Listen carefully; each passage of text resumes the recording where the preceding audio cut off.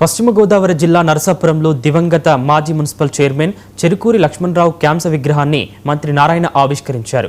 కార్యక్రమంలో కేంద్ర మంత్రి శ్రీనివాస వర్మతో పాటు పలువురు ఎమ్మెల్యేలు, ప్రజాప్రతినిధులు పాల్గొన్నారు.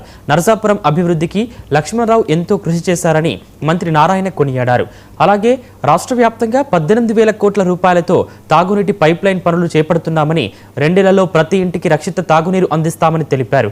నరసాపురం డంపింగ్ యార్డ్ సమస్యను కూడా త్వరలోనే పరిష్కరిస్తామని హామీ ఇచ్చారు.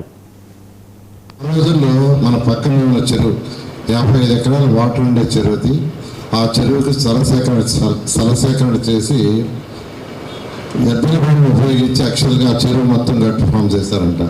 మనుషులు ఆ రోజు ట్రాక్టర్లు ఉపయోగించాల అదే చెప్పారు.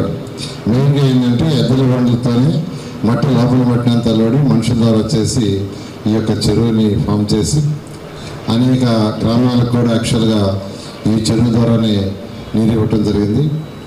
అదేవిధంగా మున్సిపల్ ఆఫీస్ కూడా స్థల సేకరణ చేసి వారి యొక్క పీరియడ్లోనే మున్సిపల్ ఆఫీస్ కట్టడం, అదేవిధంగా వెటర్నరీ హాస్పిటల్కి, ఫైర్ స్టేషన్ కూడా వారి పీరియడ్లోనే యాక్చువల్గా స్థల సేకరణ చేసి చేయడం జరిగింది. ఈ విధంగా వారు అనేక